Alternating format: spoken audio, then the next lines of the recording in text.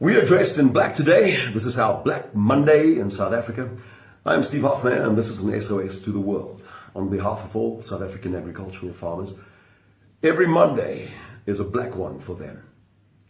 It is impossible to feed a nation while constantly made to watch your back.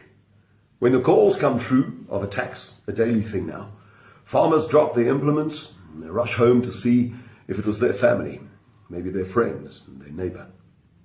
And if not, they thank God that it wasn't their turn that hour. We are now losing more than a farmer a week.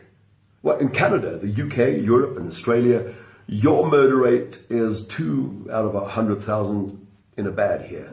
South Africa's was 34.1 out of 100,000 in 2017.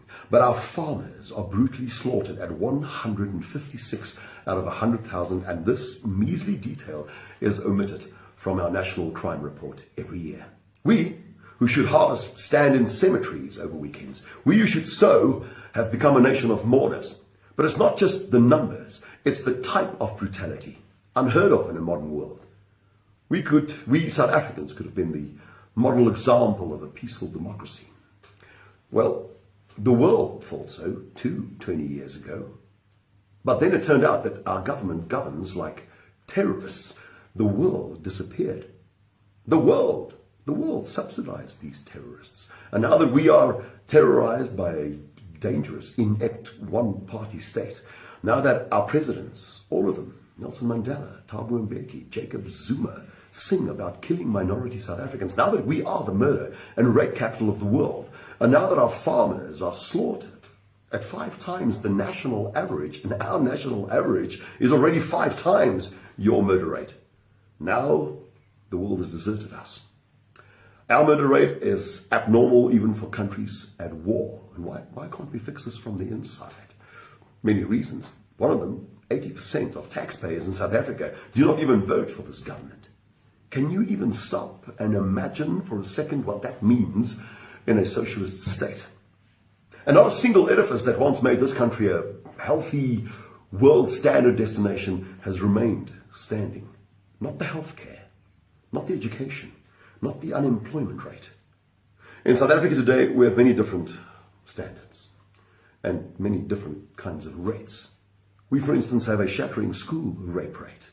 We have a granny rape rate. We have a toddler rape rate. In a country where sangomas are treated as medical doctors and raping a virgin is seen as a cure for AIDS, why are we even surprised? We have an unprecedented farmer murder rate. Books have been written about it. I appeal now to our 800,000 expats who are now successful citizens in other countries with access to mayors and ministers and senators to relay this cry for help and to not forget us in what could have been the most beautiful country in the world, South Africa. We appeal for intervention for all victims, but especially for our South African women and children, black and white. And then for the single most dangerous job in the world, that of the South African commercial farmer. I would not ask for help if I thought the farm murder rate was decreasing. It is not. It is at an all-time high. It is more brutal than ever, and there seems to be no will from the state to do more than pay lip service to pacify the world. Our farmers are a small minority, and minorities count for very little in African democracies.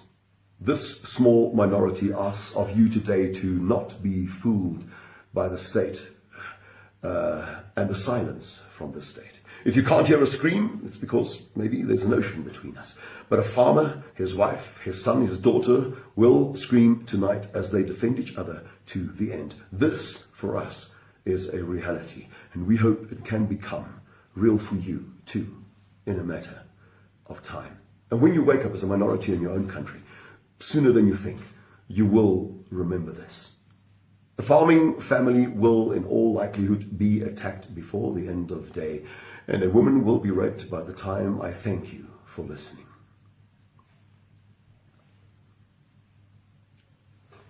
I thank you for listening.